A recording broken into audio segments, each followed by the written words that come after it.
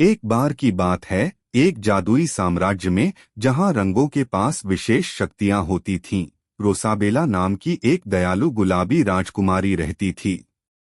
वह गुलाब के बगीचों और चेरी ब्लॉसम के पेड़ों से घिरे एक भव्य महल में रहती थी।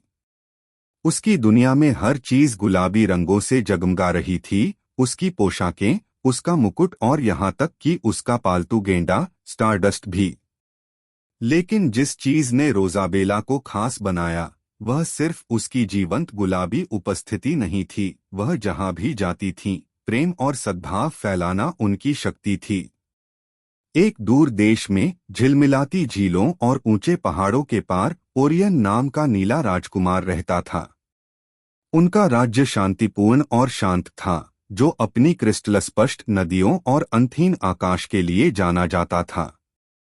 ओरियन की शक्ति ज्ञान और शांति में से एक थी। उसका स्पर्श ठीक हो सकता है और परेशान दिलों में स्पष्टता ला सकता है।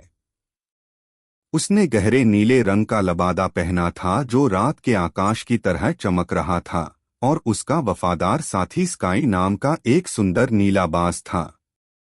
एक दिन उन दोनों के राज्य में भयानक तूफान आ गया। आसमान में अंधेरा छा गया, हवाएं गरजने लगीं और ग्रे जादूगर के नाम से जाना जाने वाला एक छायादार प्राणी भ्रम और भय फैलाता हुआ प्रकट हुआ।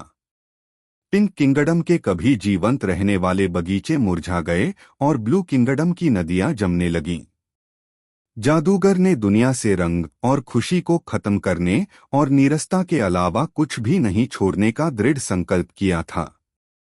अपने राज्य को बचाने के लिए बेताब, रोसाबेला ने मदद मांगने के लिए यात्रा शुरू करने का फैसला किया।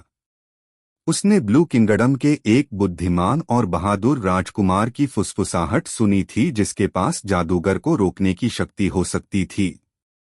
दृढ़ निश्चय करके वह अपने गेंडे पर सवार होकर मंत्रमुग्ध जंगलों और चमकती नदियों के पार यात्रा करने निकल पड़ी। इस बीच प्रिंस ओरियन को उसके बाज ने चेतावनी दी थी कि दुनिया खतरे में है। उन्होंने भी संतुलन बहाल करने का रास्ता खोजने के लिए अपना राज्य छोड़ने का फैसला किया। स्काई को अपने ऊपर उड़ाते हुए उसने बर्फ से ढके पहाड़ों और धुंध भरी घाटियों से यात्रा की। एक मनहूस शाम, जैसे ही सूरज क्षितिज से नीचे डूबा, रोसाबेला और ओरियन एक चमकते घास के मैदान के किनारे मिले। सबसे पहले वे एक दूसरे से सावधान थे, लेकिन जल्द ही उन्हें एहसास हुआ कि प्रेम और ज्ञान की उनकी शक्तियां मिलकर कुछ और भी शक्तिशाली बना सकती हैं। मुझमें गर्मजोशी और सद्भाव लाने की क्षमता है, रोसाबेला ने कहा। उसकी गुलाबी आभा धीरे धीरे चमक रही थी। और मैं शांति और स्पष्टता बहाल कर सकता हूँ, ओरियन ने जवाब दिया। उसकी नीली आंखें समझ से चमक रही थीं। दोनों ने मिलकर एक योजना बनाई। वे जानते थे कि ग्रे जादूगर को हराने का एकमात्र तरीका दोनों राज्यों को एक साथ लाना था, प्रेम और ज्ञान को एक साथ लाना। अगले दिन मंत्रमुग्ध जंगल के मध्य में उनका सामना जादूगर से हुआ। जैसे ही ग्रे जादूगर ने अपना काला जादू दिखाने की कोशिश की, रोसाबेला ने अपने प्यार की गुलाबी रोशनी फैला दी और जादूगर को गर्मजोशी से घेर लिया। लेकिन जादूगर का जादू अकेले उसके लिए बहुत शक्तिशाली था। तभी ओरियन आगे बढ़ा और उसके हाथ के एक झटके से शांति और स्पष्टता से भरी नीली रोशनी की एक लहर जादूगर के ऊपर चली गई, जिससे उसकी शक्ति कमजोर हो गई। जादूगर अब प्यार और ज्ञान के बीच फंस गया, निराशा में चिल्लाया। दोनों शक्तियां एक साथ इतनी शक्तिशाली थीं कि उसकी छाया पर काबू पाना उनके लिए संभव नहीं था।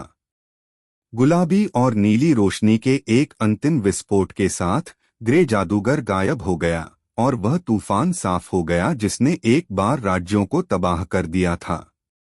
उस दिन से पिंक प्रिंसेस और ब्लू प्रिंस ने साथ साथ शासन किया, जिससे एक नए युग का निर्माण हुआ जहां प्रेम और ज्ञान ने सद्भाव से काम किया।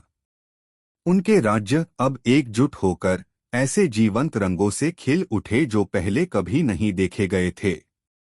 और हर साल झिलमिलाते इंद्रधनुषी आसमान के नीचे वे अपनी जीत और अपने द्वारा बनाए गए बंधन का जश्न मनाने के लिए एक भव्य उत्सव आयोजित करते थे। साथ में उन्होंने दुनिया को दिखाया कि प्रेम और ज्ञान सभी की सबसे बड़ी शक्तियां हैं। और इस तरह उनकी कहानी किंवदंती बन गई, जो आने वाली पीढ़ियों को प्रेरित करती है।